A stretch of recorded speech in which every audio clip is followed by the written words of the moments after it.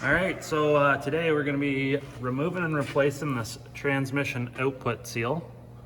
Okay, so it's leaking. You can see this little weeping hole here, but it is damp and it has been leaking. So it's a very easy one to change. Some tools that you're going to need are this 12 millimeter triple square socket. And that's going to be for these bolts in the back. There's 4 bolts that hold that drive shaft flange onto the differential flange. Another thing that you're going to need is some sort of tool to install your new seal. Now this is a 1 3/4 inch socket that I found that is perfect, that will fit just nicely. And of course we want to drive on that outer edge of the seal. And then, yeah, a hammer to drive it, and maybe a bit of penetrating oil for the bolts. There's the part number. This is an SKF seal. And that's the part number 13685. I like SKF, they make good seals. So first thing you gotta do, take those 4 bolts off. They are pretty tight. I'm actually just gonna grab my gun. Only amateurs use ratchets.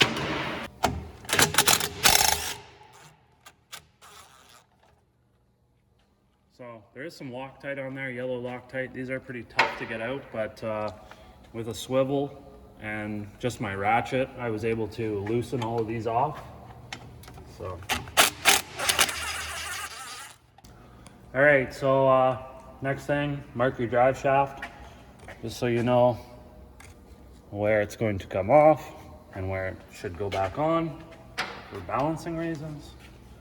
And then grab yourself a rubber mallet preferably, or a dud blow, something that's not going to damage the ears. You could probably use a hammer, just be careful, and do not hammer on the aluminum drive shaft.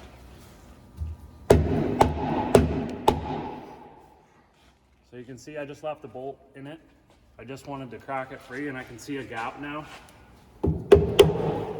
So this thing is going to come out now.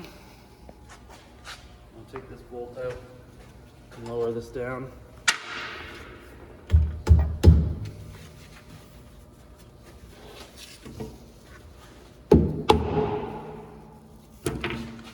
Anything about the rear wheels getting loose after that? Yeah, so that's another thing. That's a good point. If you are on any sort of a grade or hill, you will definitely want to shock the wheels, because when you take this thing out, it's going to want to roll.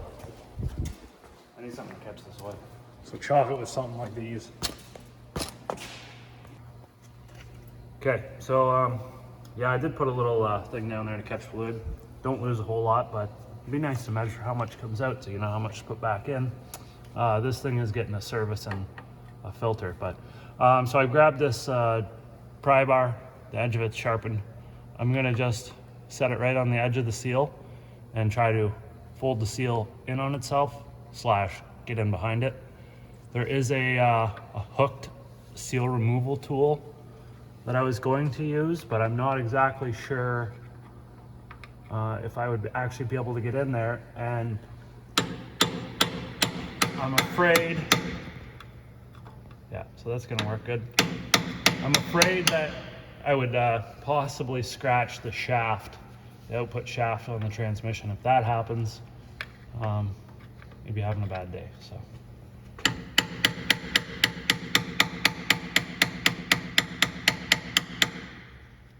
You basically just do this and work your way around.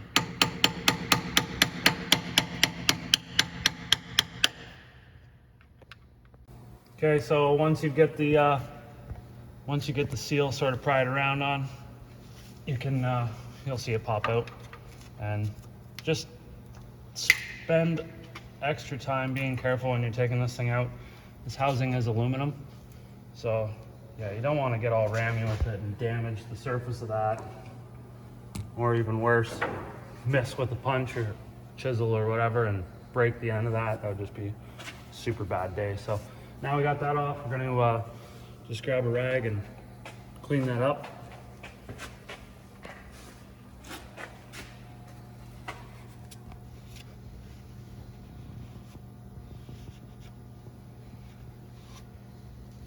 And I guess it's sort of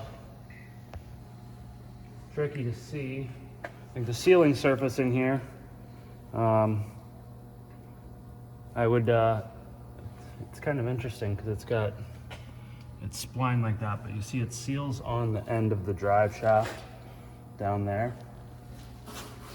So I know on some vehicles that have high miles on them, I've seen it before where that sealing surface will have like an etched groove in it, and you could change the seal, but it's actually the sealing surface that's causing an issue. So It gets compromised. yeah, it's compromised. You might be able to actually change the depth in which the seal is sitting.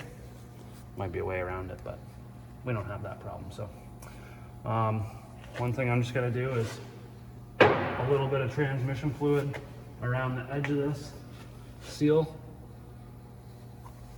just to help it slip in place. There is sort of a coating on this seal that will help seal it.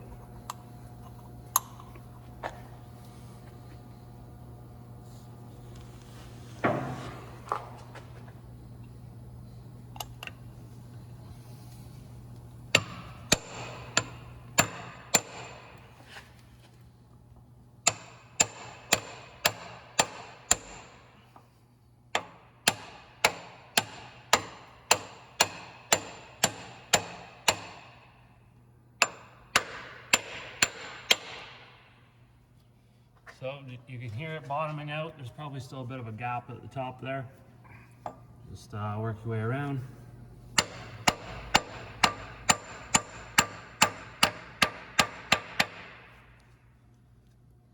probably looking pretty good right there. Now that we've got our seal installed, we'll go ahead and put the drive shaft back in. Just watch when you're putting this thing in, not just scratch that into the shaft, right?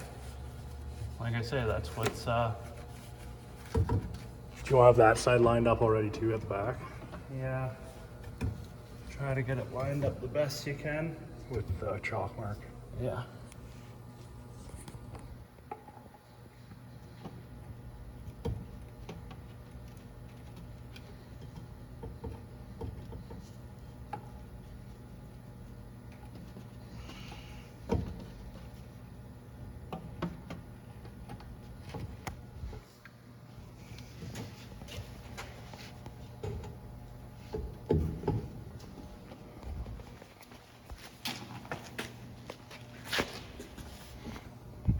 So I'm off. And you could just like roll the vehicle, but I'm gonna try to, You're off like one tooth. yeah.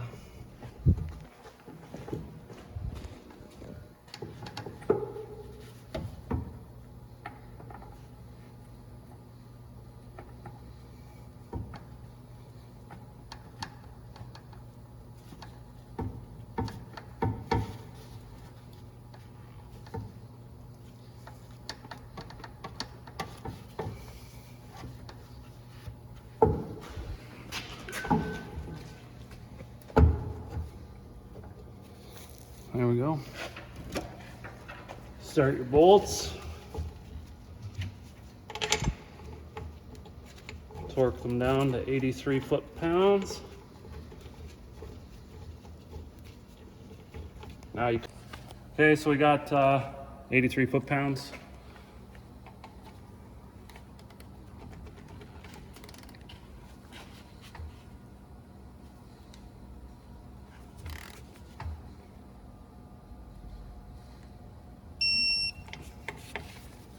Did that to all four?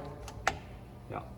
And if you want, you can clean the bolts off and apply new yellow Loctite.